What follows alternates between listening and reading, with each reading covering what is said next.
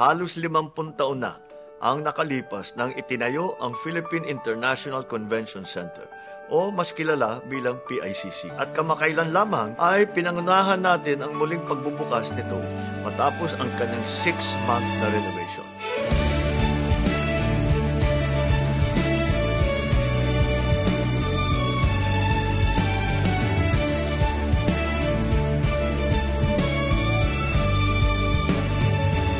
Idea of building the PICC came up ay nung panahon na papunta rito ang International Monetary Fund. Nakita namin kulang ang mga facilities. Kulang tayo sa hotel rooms, kulang tayo sa convention center. Kaya nung panahon na yon, hindi lamang ang PICC ang itinayo, ngunit maraming hotel pa. Kailangan natin ipakita that the Philippines has become a modern country, a modern economy. A little ahead of its time, but it was a very global concept that raised the awareness of Philippine culture, of the Philippine identity.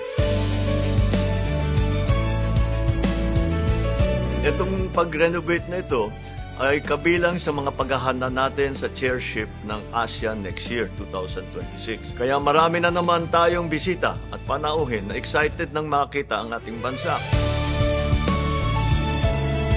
At titiyakin natin na may pagmamalaki naman natin ang Pilipinas na kanilang makikita sa kanilang pagdating.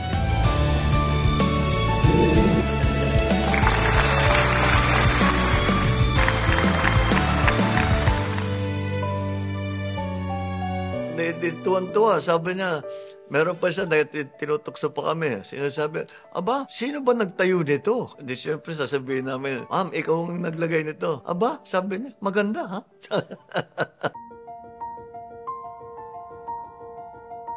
Bukod sa pagiging entablado para sa mga international event ng bansa, ang PICC ay tahanan sa mga naglalakihan at naggagandahang art pieces, mga painting at sculpture na tinuturing na may national significance, salamin ng ating kultura. Our culture is our shared consciousness. It is what we share because we are Filipinos. The art form that we share, that is a Filipino art form. The way that we do our work, the way that we are with each other, that culture, that is our shared consciousness. So it's very important for us para malaman natin, ano ba ang pagka-Pilipino? Ano ba ang Pilipino? The culture defines what we are as a people. And that's why it is so important. How essential it is to nation building? If we can define ourselves as one people, then we can also define the needs of that people and be willing to work together to bring us to the point where we have satisfied the needs of our people. Ganyang kahalaga ang kultura.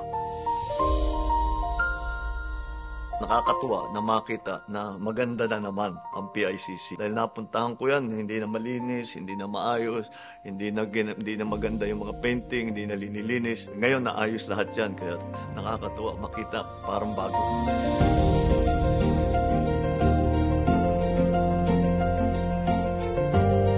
Yan ang kalidad ng infrastruktura na dapat matatag, tumatagal. Binuo ng may pagtanaw sa kinabukasan. May malalim na layunin at hangarin, hindi pansarili, kundi para sa ating bansa. Nagbubuklod ng tao at hindi lugar ng hidwaan. Gusaling sumasalamin sa ating pagka-Pilipino sa napakaraming paraan.